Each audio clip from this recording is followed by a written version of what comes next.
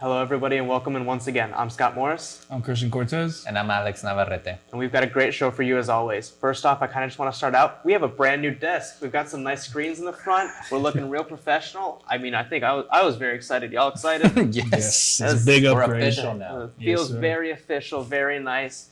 But, that's not the reason we're here today. It's just a nice little plus. We've got a great show for you coming up. We've got a little bit about tennis highlights. We're talking about Faith Cook making the first team for the WAC conference, and a lot more, of course, with March Madness as we're approaching the Final Four.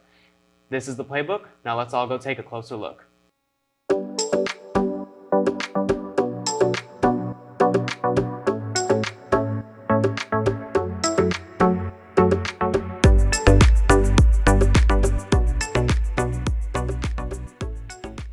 Thank you, as always, for tuning in. And first up, we're going to start out with our usual segment of Pause Up, Pause Down, where we talk about the hottest topics in sports, whether that's Sam Houston or pros. And today, I think we're keeping it more so a little bit on the pro side, maybe a little bit college, but not really Sam Houston. But we're going to talk about a pretty big topic down a little south in Houston, Deshaun Watson.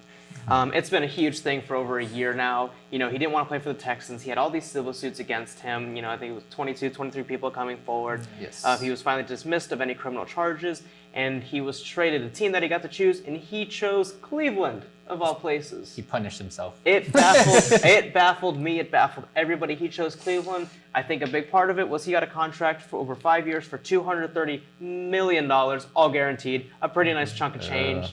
Alex, how are you feeling about that?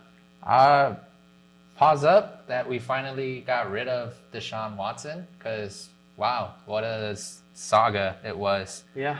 Props to Nick Caserio, though.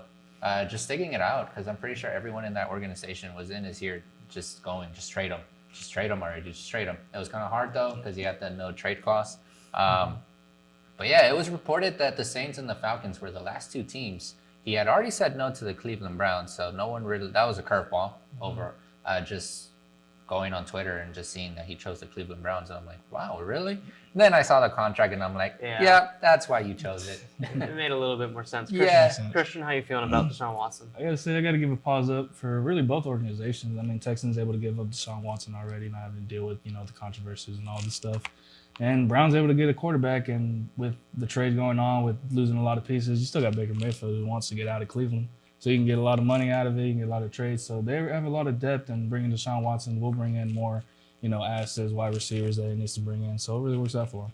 Yeah, I guess I don't know how to really explain this, because I have a pause up that he's out of Houston, but there's a pause down in sort of the whole overall part of the contract. In his first year of his contract, he is only guaranteed $1 million of that huge chunk, bearing a suspension. The Browns continue to talk about their investigation, that they talked to, of course, like everything going on, and that they talked to him about all this stuff. And it feels a little off for me that this team did all this, they bearing it about, him possibly being suspended. And it kind of just, it's not that it rubbed me the wrong way. It's just, it's a little... It rubbed me the wrong way just because of what Deshaun Watson said. Yeah, he definitely, his introductory press conference was less than ideal for anything that was going on. Yeah, for him, just kind of the things he said. Of course, he was berated with those questions.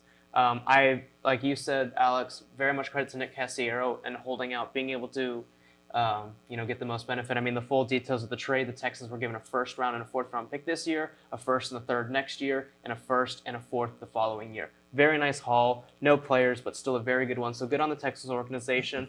But at the end of the day, it's kind of one of those things that, the big thing that's always said, how can you separate the art from the artist? How can you separate the player from the player in this case? Yeah, that's right. And Deshaun Watson's character, of course, we don't know the ins and outs of it.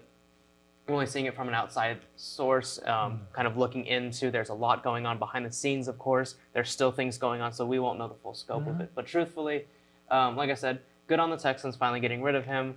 There's just parts of it that I still want answers to, because there's still a lot more to talk about. Yeah, it does make sense. I know what you mean. I mean, having the Browns just took a real, took a risk on it, and they just wanted to go for Watson in that one. And having that guaranteed money, it's kind of weird because all these controversies and all this stuff, all these allegations and everything, but that's how it went. At the end of the day, sports is a business. You do what the best for your business is, and this is what both teams believed it was. Yeah. And speaking of that, we'll go with some more, another topic that we kind of want to go into, long-term contracts. A big thing that was going in, especially baseball right now, is players signing these huge contracts. Fernando Tatis, the star shortstop of San Diego, 14 years. Mike Trout, 10 years. A big one that was supposed to happen was Carlos Correa, the shortstop of the Astros. He wanted an 8 to 10 year deal.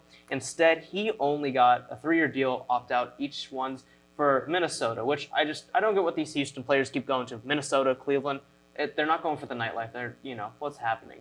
But the bigger overall thing is, how do y'all feel about long-term contracts in sports? Christian, I'll talk about you. Are you for or against long-term contracts? I gotta say, if you're looking at a player aspect, I'm more for it. But if you're looking at like a management aspect, I'd say more down. More for a player aspect because you want that guaranteed money. You want the money in your pocket right away. But you do have to play more years. But as a management standpoint, it's a real big risk. Cause I mean, like players like Albert Pujols, they only went one time in the postseason with the Angels to sign a big contract. But players like Steph Curry, Antetokounmpo, they got these big contracts, and they're really meant to play for that team. But it's really just it's a pick and choose really, because some players, they just want a championship right away. They want to leave, they want to get it.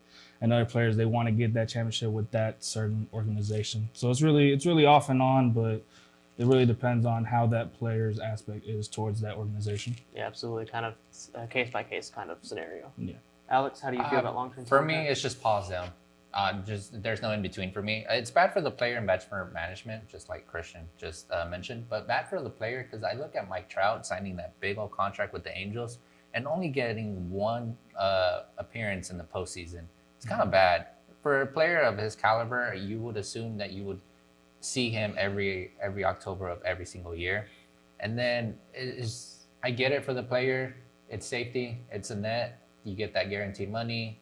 Whatever happens in the future, that money's still there with you. But it's a big risk on yourself. I mean, and teams don't wait it out. Like they automatically want to sign a player right away after they have one good year. As a management, I'm like, I'll probably wait another year because maybe it's a one-hit wonder. So to me, like Ken Griffey Jr. is still getting paid by the Cincinnati Reds. That just boggles me.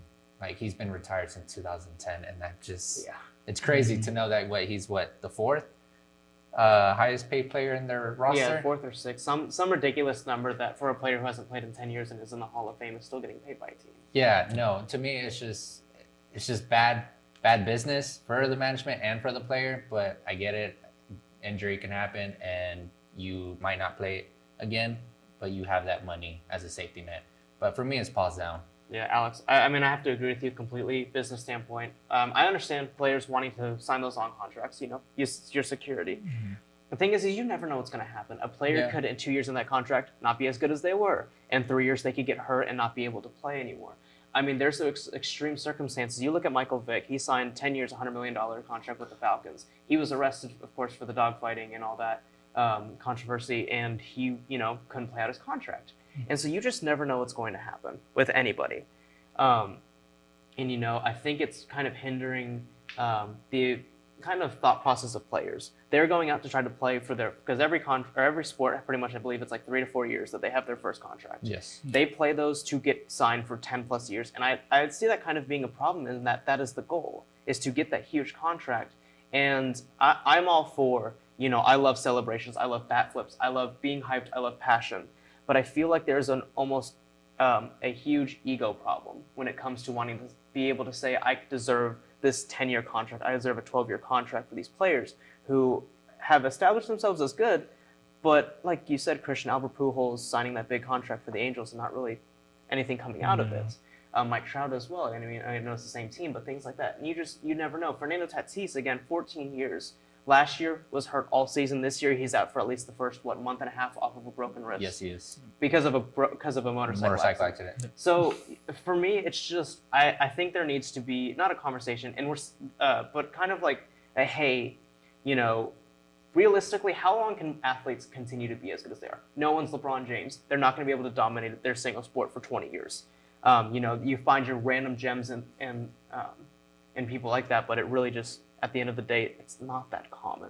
And we're seeing it now going to football. Patrick Mahomes signed a contract like that. Basketball as well. I mean, they've had different rules about their contracts, but we're still seeing stuff like that. And I think that's a big thing. And I think the Houston Astros are onto it now because they wanted to, they offered Carlos Correa, 5 years? It was 5 4 or to 5 6 years for like 180 million, and he said no because of The long term. he wanted long Yeah. term. He wanted 8 to 10 years. So I'm sad. I'm a Houston Nationals fan, so I'm sad to see Carlos Correa gone. But as a business standpoint, it benefits the team just because you're not locked into one player for a long time, and that's how like the teams start to go downhill and wanting to play for a championship, and then it takes 3 years Yeah. to build it right back up. So as a business standpoint, kudos to the Houston Astros, but I know as a player, I would want my bag too. Yeah, for sure. Christian, Yeah. anything else? No, gotta agree. I mean, Astros don't want to get in the same hole they did with Carlos Lee. Exactly. So- Yeah, you Yes. don't want to So say anything they like don't- that. Yes, so- that's true. I so they completely, keep yeah. going. Yeah. Exactly. And finally, here on Pause Up, Pause Down, we're going to incorporate it a little bit differently here. It's Final Four time. You know, we've got our matchups coming up. Let me pull up the list. I should know this. We've got Kansas versus Villanova. And we've got UNC versus Duke. I guess we'll kind of just, I don't even know how we're going to incorporate the pause here. Alex, what's your little Final Four bracket? And give your pause up for whoever you feel is winning. Revenge story for Coach K against UNC. I see the Duke making it to the championship game, and I see Kansas just beating Villanova. Kansas has just been playing amazing basketball. It's going to be a tough fight, but I got Duke winning it. I want that story book ending for Coach K. So, yeah, I got Duke winning it. You got Duke winning, so your paw is up for Duke. Duke, yeah. Christian, who you got your paw up for? Say my bracket against UNC and Duke, you know, 2 ACC teams. I gotta go Duke on that one. You know, they Duke want as well, all right. they want a revenge story on that one. They want a goodbye to Coach K. On the other side with Jayhawks and the Wildcats of Villanova, I gotta go Kansas, really, for the fact of, you know, Justin Moore being out right now and he just got hurt, so then it's gonna be a real toll on the Wildcats, and you know, they don't really have a deep bench. So I got Jayhawks, you know, still going strong, still going number one on that one. And then Duke and Jayhawks, I got the Blue Devils. I got the Blue Devils just having a good story. Got to agree with Alex on that one. And just going out for Coach K on that. You got to go with them. Of course, y'all got your paws up for Duke. For me, I'm actually going to go with the lowest seed left. I'm going to go with North Carolina. I'm going to give, you know, North Carolina always has been a nice basketball school. It has. They had a bad start to the season. They definitely came back. I have them playing Kansas in the finals. Kansas has looked, I mean, Unstoppable. they truthfully have looked like the best team in the tournament. Yeah. But it's Kansas, you know. I don't know if they can show up in this big game, you know, just because, you know, it's gut feeling. It's my gut feeling. But I've got UNC beating Duke. You know, no storybook ending, unfortunately, for Duke. But I see UNC coming out victorious and kind of just having a number 8 seed win March Madness. But that's how I always am, you know. I went in the tournament. And, like, I mean, we can't not talk about March Madness without talking about St. Peter's. Of course. I mean, that 15th seed, first ever making the Elite Eight, unfortunately losing to North Carolina, who I have winning. But, like, you know, I love an underdog story. I always have. And just seeing them be able to perform, and you can't just not give them credit when it comes to the Final Four. You know, not being able to make it, but a school with a budget of $1.5 million, who's, you know, during like workouts, they couldn't listen to music because there was a philosophy class going on next door. They had 6 games canceled or postponed this year, with 2 of them being home games because their roof kept leaking and they couldn't get it to stop. I mean, just you kept going on and on about this roster. You know, none of their players were recruits out of high school. Yeah. And just, I mean, I know we're talking about the Final Four, but how can you not talk about one of the coolest underdog stories of the year? It's true. When you have nothing to lose, that's when you're the most dangerous. They had nothing to lose. Yeah, They really did not have nothing to lose. Like their coach said, you know, he just had a bunch of basketball players, and I mean, shout out to him. He masterfully coached his team to that place. I mean, especially that last win against Purdue, the best offense in the country. That was a masterclass against Purdue. I was on the edge of my seat for every game. Yeah. But that's March Madness for you guys. I mean, it's a good format. It's a great format. It makes for great stories, bad stories, whatever you want. But there's always something to write about. Yeah, it's March Madness for a reason. You know, like they say, anything can happen in March. Yes, Exactly. That is true. Any final thoughts on any other topics or discussions that we talked? Sean Watson, long contracts, or the Final Four? I'm just glad to see Watson gone. Yeah, it was a good move by the Texans. Just gotta agree with it and see how these long-term contracts do for all these sports, really. Yeah, just, you know, let's see how these long-term contracts play out. Maybe in 10 years when they start expiring, you know, teams and businesses are going to look at it and be like, maybe that wasn't the That's best idea. idea. Or I'll be proven wrong once again, and it'll be the staple point where people are, when you get signed to like a 6-year deal, you're like, there's no guarantee. You're not saying they're long term. I just see baseball getting a cap salary anytime soon. Yeah, I definitely think that'll be a big thing about that. That'd be good. But I think that really kind of closes up here, pause down for today. And we're going to go to a quick commercial break, and afterwards we'll talk a little bit about Faith Cook making the first team for the WAC conference, as well as some tennis highlights. I enjoy seeing kids, regardless of their age, see the light bulb go on and they have that aha moment. In 1997, I started Tomorrow's Promise, the Montessori School of Huntsville, with 3 students.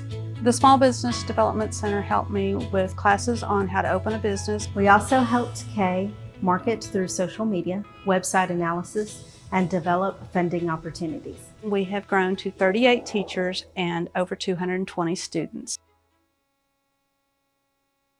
Third-generation Bearcat Tacey Webb roped her way to a national championship through her hard work and fearless dedication. Trading her saddle for nursing scrubs, Tacey set her sights in another arena, a place where she can champion the needs of others. Since 1879, we've been helping students like Tacey reach their championship potential. Sam Houston State University, a great name in education. And welcome back into the Playbook once again. Right now we're going to talk a little bit about Faith Cook. She came here to Sam Houston back in 2019, along with Raven Justice. She's been one of the staple points of the our most recent success. And I mean, she's just kind of had a really nice history, and we kind of wanted to break that down a bit. Senior send-off, she's done a great job for Sam Houston turning around this program, and really just being able to go out there and kind of, like I said, help propel this program into what it's going to become and what it's going to be. Yeah, it's a shame though that she wasn't able to go out with the title, the WAC title, obviously the WAC tournament in Vegas. But yeah, no, she was a stamp for this program, and she deserves that first selection for first team in WAC. So. Yeah, no, absolutely, Christian. I know you've done a little bit of research on Faith Cook. Yeah, no, right here. I mean, she went to Goose Creek Memorial, a little down in Baytown, little school, and she got recognized, number 27 right here, and point guards in the nation, according to ESPN Hoop Girls. I mean, then she went to UTEP. Had got some playing time out there. Only went for freshman, sophomore year, and then she came out here to Sam Houston. She did well. She started scoring, under Coach Justice. She did well, and then she started just averaging her points up and up and up and up, and just kept on going. And then she took on the red shirt. I mean, she did well, all WAC. And then doing this year, I mean, it's a great job. She's just an absolute scorer. She just knows how to get the ball into the basket. She knows how to make her teammates better around her. It just works out well. It's tough to see her leave. Yeah, but it is. Absolutely. I mean, all the best for her. Hope she goes well. She wants to go pro. So. Yeah, that is one of the big things. She's trying to go pro right now, and of course, being in school, she's a business major, kind of working towards that. And I mean, anytime I talk to Coach Justice after any game, anytime just to the side, and I mean, she had the highest praise for Faith Cook. She's a very hard worker. She's a very good scorer. I mean, she was able to do so much here. I mean, at UTEP, didn't play very much her first season. Yeah. She averaged, I think it was like 2 points a game, because she really wasn't playing much. The next season, she went out there, she played in every game, all 31 of them, and started in 18. She came here, of course, had to take that red shirt. Came in to us, played in every game with us when she came here as well, starting, I believe, it was another 18 games here. She won South London Newcomer of the Year, and then in the following season last year, really just stepped up her game. And especially this last season, being able to play at the level that she did, scoring 32 points and a career high against Cal Baptist in a huge win that really propelled Sam Houston to make it to the tournament, to the WAC tournament, kind of that turning point in the season, and really just having a 3-point shot like none other, being able to play, and especially just her size. Basketball is a big part of, or size is a big part of basketball, and I mean, she was never the biggest player on the court, yet her ability to drive under the basket and be able to score was like nothing other. I mean, that accomplishment as well, just hitting that 1,000-point mark, just going back to that. Against Abilene Christian University, she went into that game needing, 14 points? And just a great college career that she had. And I really hope she makes it to the pros, because I think she will do amazing in whatever team decides to give her a chance. And yeah, her her credibility is there, and she has the passion and the determination to make it where she wants to go. So kudos to her. I wish her the best. I think we all do. Yeah, no, absolutely. But it is sad to see her go. And we'll see where this program goes after Faith Cook. Yeah. Now that Faith Cook is gone. Absolutely. And I remember last season, during the conference tournament, not like this form, when we were still in the Southland, we had made it to the championship. The game before, we played Southeastern Louisiana. And, I mean, that was a real tough fought game. You know, Sam Houston kind of fought from behind a little bit in that one. And it was a lot of back and forth. And she made the game-winning layup with very little time to go. And I just remember just kind of that resilience that she showed, you know, for this team. That really, you know, was never really looked at very well. You know, we had a very bad run for women's basketball, you know, before Raven Justice got here. And then being able to kind of do that, you know, be in the Southland Conference Tournament final a year ago, just kind of showed how much progress was made in such little time, and you can't not credit her for it. Or at least have a big part of her to credit for it. I mean, yeah, I mean, if you go watch her, I mean, it's just amazing to watch her. It's really entertaining. You know, for the pros, it worked out better. It worked better for them, you know, attract fans. She's just great in isolation, just a great scorer. She just knows basketball and knows how to work it well. And I mean, working under Coach Justice, she just had the faith in her, and she just kept going. And no pun intended. No pun intended with that. But, I mean, she's just a great player. You know, like it always, hope she does well, and she's really entertaining to watch. You know, I wish I could watch more of her, but hopefully on ESPN. Yeah, no, So, yeah. hopefully, like Alex said, you know, training for the pros, hopefully makes it there, so we're able to see some more Faith Cook, and go out there and really just be able to do her thing and just keep proving people wrong. I mean, this season she was picked for the third team last year for Southland. Preseason polls wasn't picked for the first team, and then was the starting point guard for the WAC for their all-conference team. So just again, a lot of credit for Faith Cook. Can't thank her enough in helping just the program become what it is in such a short period of time. You know, I mean, just that quick turnaround, you don't see that often. And when you need a good coach, which we have in Raven Justice, you need a great player who's willing to work with that coach, and that was Faith Cook. So, I mean, highest praises all around. But I'm excited to see what's next. Yeah. Who's going to be the next Faith Cook? That's what I'm excited for. Yeah, that'll definitely be interesting. Yeah. You know, I believe there's only about 5 or 6 players returning from last year's roster. Be really interesting to see, you know, who takes that step up, whether it be, you know, someone come out of high school, transfer student, or someone who's already here. Yeah, that's true. But I'm excited, so we'll see what happens. Yeah, yeah, absolutely. Now we'll transition a little bit differently. We're going to go to some tennis highlights. Sam Houston, currently 7-8 total on the season, but getting their first WAC win against, I believe it was Lamar. Yes. Yeah, Lamar, they finally got their first win in the WAC. You know, it's a very weird schedule when it comes to WAC play for tennis. I believe it's only like 6 games.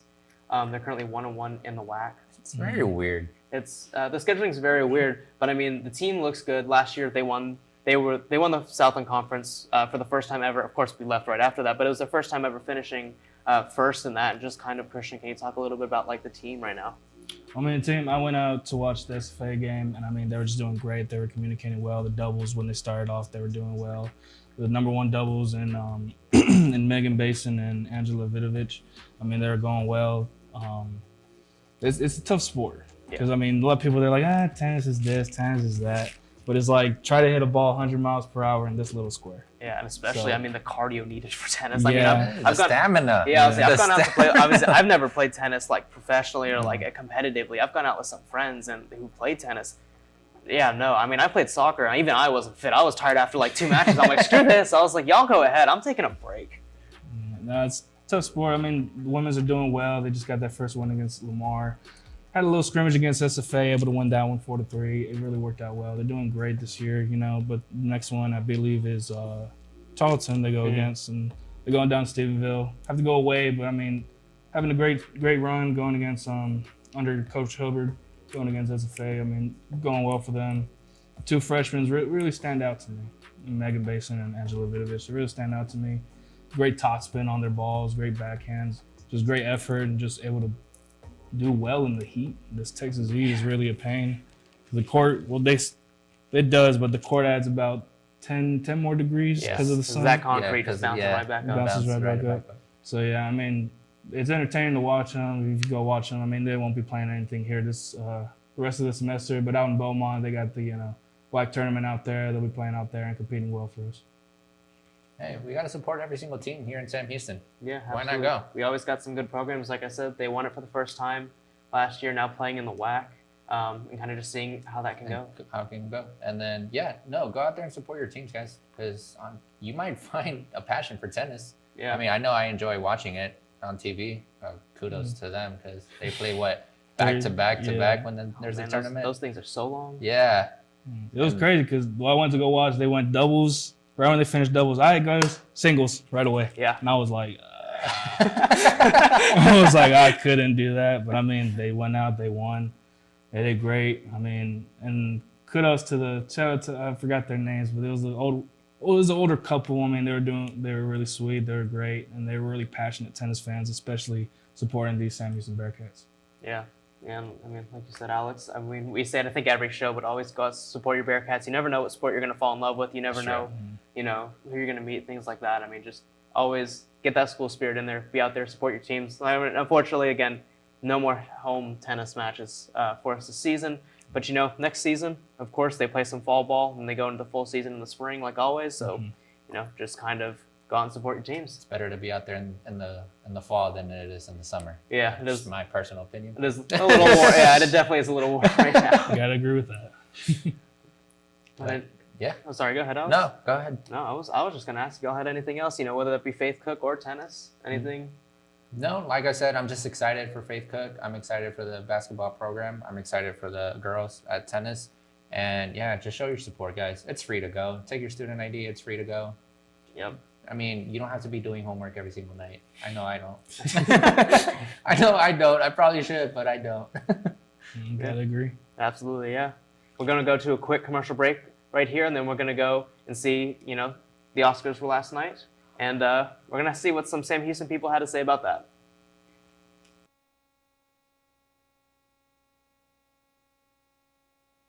I enjoy seeing kids, regardless of their age, see the light bulb go on and they have that aha moment. In 1997, I started Tomorrow's Promise, the Montessori School of Huntsville, with 3 students. The Small Business Development Center helped me with classes on how to open a business. We also helped Kay market through social media, website analysis, and develop funding opportunities. We have grown to 38 teachers and over 220 students. I enjoy seeing kids, regardless of their age, see the light bulb go on and they have that aha moment. In 1997, I started Tomorrow's Promise, the Montessori School of Huntsville, with 3 students. The Small Business Development Center helped me with classes on how to open a business. We also helped Kay market through social media, website analysis, and develop funding opportunities. We have grown to 38 teachers and over 220 students. Third-generation Bearcat Tacey Webb roped her way to a national championship through her hard work and fearless dedication. Trading her saddle for nursing scrubs, Tacey set her sights in another arena, a place where she can champion the needs of others. Since 1879, we've been helping students like Tacey reach their championship potential. Sam Houston State University, a great name in education. The proud son of hardworking immigrant parents, Eric Rodas chose to serve his country. A father, a soldier, and now a college graduate. He proved that circumstances have nothing to do with your outcome. Since 1879, we've been helping students like Eric determine their future. Sam Houston State University, a great name in education.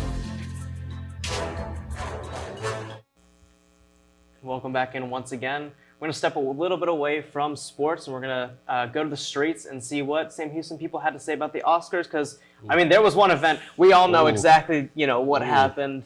The slap heard around the world. And so we're just going to kind of see what some Sam Houston people have to say about that. Welcome, ladies and gentlemen. And right now you are tuned into a very special segment we like to call Word on the Street. And as you can see in here, it's a lot of speculation in the building tonight. So let's go ahead and tap in and see what the word may be. You know about the Oscars, right? Oh, yeah. Look, he got the grin. He already knows what's coming. All right, so, Tony, man, I just got a question for you. You heard about the Oscars, I'm guessing, yeah. Give me your take. What was he in the wrong or was he in the right? I mean, I ain't gonna lie, I saw a bunch of stuff on Twitter saying like Will Smith should be like probably that dude that, you know, basically like, you know, that was Jada. Yeah, I was like, that was the person that was in his house. I was like, yeah, that's in kind his of room. disrespectful. You know about the Oscars, right? Yeah. So yeah. So you seen the Oscars, right? Yeah. That's what we're going to. Okay, so from all, what did you know? What did you think about the incident with Will Smith and Chris Rock? I think they was both wrong. He shouldn't have joked like that, but he shouldn't have hit the like that. Okay. It was on both sides. Both wrong. sides. Okay, I like that viewpoint. Do you feel as if Will Smith was in the wrong or the right? What's your take on that? What's your viewpoint? I mean, me personally, bro should have just, you know, dealt with it, you know, outside the award show on TV, but I mean, definitely standing up for his wife, you know, he ain't wrong for that. Okay, yeah, respect. You know, I do agree with that, kind of handling that offside of behind the scenes, though, but standing up for his wife. So you saying that if it was you would have did the same thing? Bro would have got smacked too, but he dealt with that outside, though. You would have did that outside, though? Yeah, okay. Outside. But I mean, he could do what he want to do. Like, Chris Rock should have rocked him, but like, hey. He definitely should have hit him with that two-piece combo. I thought it was a stage because he took it. And I was like, dang, he just gonna take it like that? But hey. So like, if you was to side with anybody, would you side with Chris Rock or would you side with Will Smith? I mean, I heard there was some past stuff with Chris Rock already like talking a lot of like stuff too. Okay, So okay, it's been, I didn't know building that. up. Yeah, it's been building up. But See, informed. honestly, informed. if it was Do you think Will Smith was in the wrong or the right? Man, preferably, it's kind of like 50-50. It's like he was in the right, but at the same time, he was in the wrong. In the wrong. So explain that right for us. Like, why was Okay, he so right? basically right as such as her hair, you know what I'm saying? Okay. Basically with her hair, you know, it's like he took, you know, it's like, dang, he could have really did another joke. If Chris Rock did another joke about Jada Smith, it's like he probably wouldn't have did that, you know, and smack, you know, smack the hell out of him, you know. So, but as you know, the wrong, you know what I mean, what he really could have did, you know, kept his cool, and then after the Oscars, he could have pulled Chris Rock to the side, like, hey, you know, that stuff ain't cool, you know what I mean? So yeah, but you know, I understand they gotta take him. You okay? I feel you. So, if I was Will Smith, like I would just rock both of them. So I kind of have to side with him just because his girl and stuff, you know. You know, I'm not gonna lie. Personally, I haven't even really said this, but my feedback is that I feel like Will Smith is kind of mad about the allegations before, and everything just kind of built up over time. Which in his speech, he was kind of just saying people trying to mock you and make memes out of you. Yeah. So I feel like Chris Rock was his breaking point. Yeah. He let that build up. It's kind of his fault too. But I mean, you still got. I mean, you got to come back. He's still with her. So I mean, what you gonna do, dog? You gonna take that? You gonna let it? Yeah. You gonna let it keep happening? So if it was you in that position, and you was Will Smith, oh yeah, I would have rocked him. Yeah. I would have rocked him. Definitely. To go more into the topic, so yeah. AJ, what would you have done if that was your woman? I mean, we push a Peterson, you know, we push a Peterson, right? So, okay. Yeah. So you thinking did he hit him hard enough, or you think he needed to rock him? I ain't gonna lie. That slap, hey, that mug was loud. Okay. But at the same time, I tell people, that did look uncoordinated. Because you look like a closed fist type of person. That's what I'm saying. You gotta at least stop. So wait, was you open hand or was you closed fist? Not close fist. And guys, we don't do this to promote violence. No violence. But sometimes, if you gotta get rocked, you gotta get rocked. One more question on the stop, and then I'm gonna go to one more, and then we're gonna be done with that. Is the taste still in Chris Rock's mouth, or did he smack the taste out of it? How do you feel that you like about Sam Houston? What do you love about Sam Houston? I guess the size of the campus. I don't get lost because I don't do directions like that. In the CJ program, a lot of opportunities. Criminal justice. Criminal justice? Yeah. Okay, so what is your end game? What do you plan on doing? Do you know? I want to go into the FBI. Okay. But okay, man, last question. What do you love most about Sam Houston? I like the resources, you know, I work at the center and stuff like that. So just like the ability to resources and stuff like for academics, but that's pretty much what I like. You know, it keeps people motivated to graduate. So. And for the center, like, you know, what resources do they have there? I mean, they got the we got a bunch of tutoring for math, biology, anything you pretty much need, economics, or we could like request it. So, I mean, if you come in, they could probably get a course that you need. So. Okay, as you heard it, guys, you know, if you need any tutoring, Get your resources over here. My man say he got you. What do you like most about Sam Houston? I like the culture. You know, we got a real strong student culture.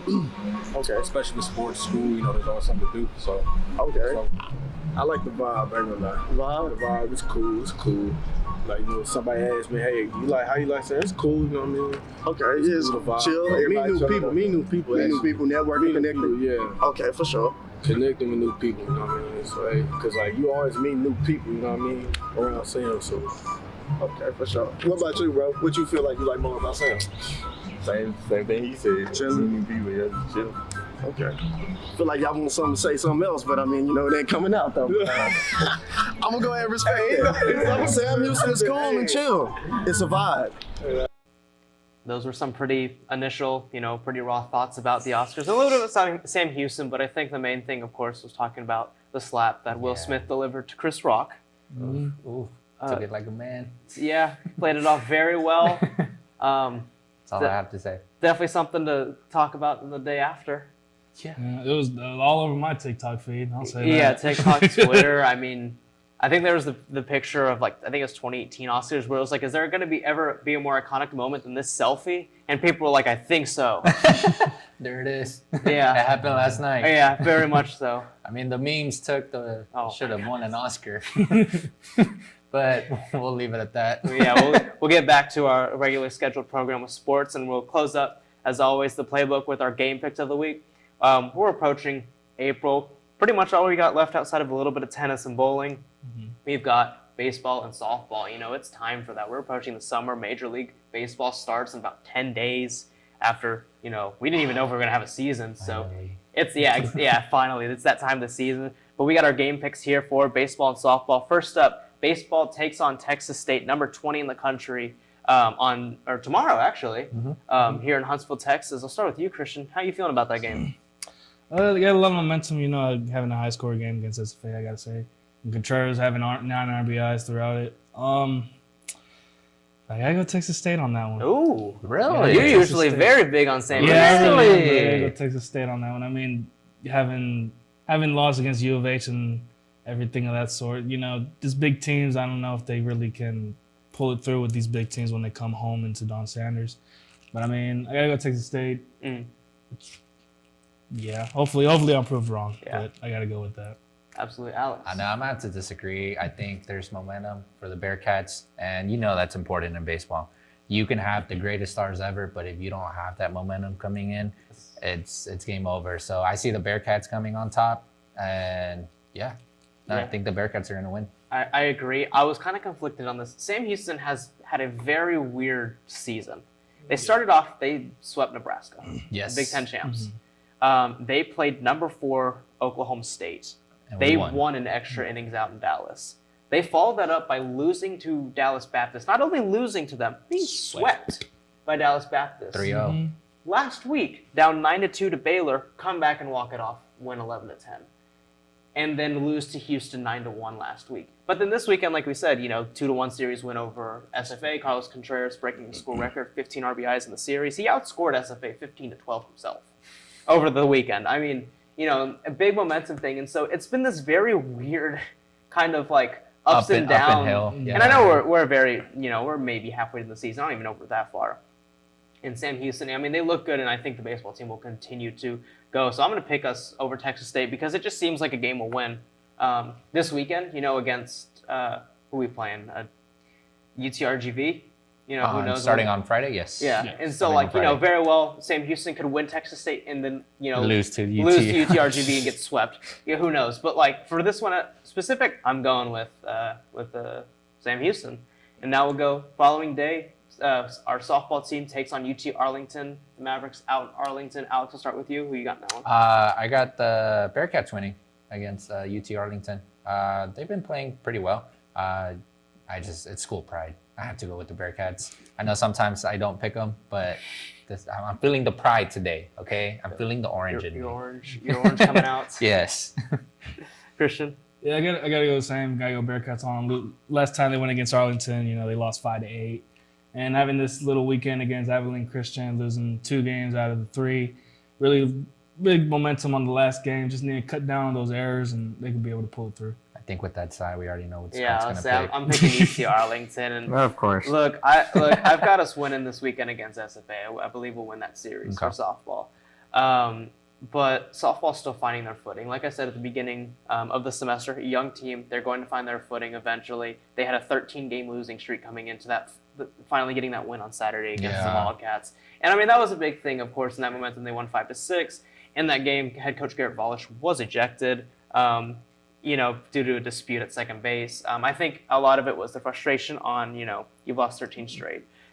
Things aren't going your way. You've already lost the doubleheader on Friday, both games, and kind of just getting his frustration out. Because I mean, he was livid. I don't blame him. He was going to every umpire, going to each of them. He was in the dugout, stuff. And I mean, again, nicest guy in the world. And I think he finally frustration got to him. He needed to get it out. The team got the win, very good. But I just don't know if we'll match up, with the Mavericks. So maybe we will, like you said, that momentum being such a key factor into this. So we'll just have to see how that is. And we'll go to the weekend series for each team. First off, we've got baseball against UTRGV. I believe that one's here. It is, yes. Christian, I'll start with you. Who you got winning that series? I gotta go with sweeping on it. Sweeping? Yeah, Sweet. All right. Really? Yeah, being a higher ranked team, I gotta go sweep on it. Being UTRGV's last in the conference. Yeah, last in the conference. Yeah. I gotta go with them. Just it's a lot of momentum. We'll see how it goes against Texas State, of course. Yeah. But I gotta go weekend. We always do great on the weekends, so I gotta go Bearcats on that one. I got the Bearcats winning the series. I don't think we're gonna sweep. I think we're gonna lose one. But I got definitely the Bearcats winning the series. If we get swept in the series against UTRGV, I think. If we beat Texas State, it'd be on brand. I mean, it really would, just kind of the way the season's But I don't want that bad vibes. No, I get you. I completely get you. I don't want that bad vibes. I think we're just gonna win. Yeah. We're gonna lose one game, but I think we're gonna win overall throughout this whole week. All right. I think I kind of agree with Christian. I think we go sweep. I think we finally catch our footing on the baseball side of things. Pitching finally comes around. Losing some players like Tyler Davis was big. Yeah. Definitely a nice utility guy who was a good starting pitcher, but I really think that we're starting to find our groove when it comes to that. Again, beating SFA this weekend was huge. It's the Lumberjacks. You always want to beat them. That's true. Especially at home. Especially at their home. Yeah, especially out in Nacogdoches, being able to do that. So big for us, and really, like you said, UTRGV, I believe they were picked last in our division going into the season, so I have high hopes for this one. And finally, we'll finish off our show, softball against the Lady Jacks out in Nacogdoches. Alex, start with you. Who you got in that series? SFA's gonna win. Ooh. I don't want to say it too loud. don't let the people in the back know. Yeah, don't let the people in the back know. No, like you said, it's softball. They're still trying to find their footing. They've been playing pretty decent. Christian mentioned it though. The errors are just they're killing them. It's a lot of freshmen. I'm just looking forward to next season. I know it's more practice for them kind of this season. My hopes are for next season. I'm sorry, but that's just how I see it. So I think SFA is going to take the series, and I think it's going to be a sweep. Ooh, sweep. Christian, how you feeling? I got to go Bearcats winning one game. Okay. I got to go one of the three? You give them more than I did. Yeah. Having SFA, being top in the division. Yeah, they are second to lowest. They're going on a roll. They're going with it. I mean, it's just, we just got to see how it goes. I'm hoping, I always said, hoping to be wrong, but I got to go with statistics on this one. As long as the umpires aren't the same umpires from ACU, I think it'll be good. Yeah, no, absolutely. I'll actually go a little bit on the optimistic side. I think we win the series 2-1.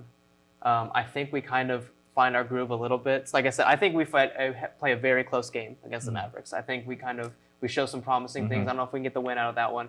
But I really think that we're going to kind of make a statement. We're going to go out there. We're going to win at least 2 of those games.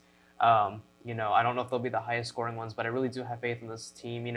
And like I said, we're approaching about halfway through the season. We host this conference tournament. We got to start winning some games. That's true. Because you don't want to host a tournament you can't play in. That would be embarrassing. That's not the best look for sure. So I think that it's finally the gears are clicking upstairs, and they're like, hey, let's get this show on the road. We've got some promise. Our offense is starting to find its bit of groove. We've got to get our pitching to settle in, and once that happens, I really think that this weekend could be a huge turning point, similar to how women's basketball and that win against Cal Baptist was for them. I think this could be that kind of season-changing series for our softball team here. Hopefully I'm wrong. I like to be wrong sometimes. Yeah. But I just don't see the softball team making it this weekend. So that's just my opinion, though. Yeah, I mean, I gotta agree with you. You know, it just takes one game just to really Yeah. turn everything around in the season, and especially in conference play, you need to play your best. That's true. Especially in your rival. It's your rival down the road. I mean, you're from there, so I I'm don't know not from. who- That was my high school. I'm from Sugarland. Whatever. All right, guys. Anything else that we got to touch on that we maybe missed here before we, close this playbook up? No. Like I always say, just go support your Bearcats. Free for students. It's a good way to entertain. It's a good way to spend some time. Just support them. Absolutely. March Madness coming to an end. Hopefully, Coach K gets his storybook ending, and yeah, and we're 10 days away from baseball, which is exciting. So Finally, exciting. Very Finally. excited for some baseball. It's that time. But absolutely, thank you always for tuning in and listening to us, ramble about what we got to say. We can't wait to see you again next week.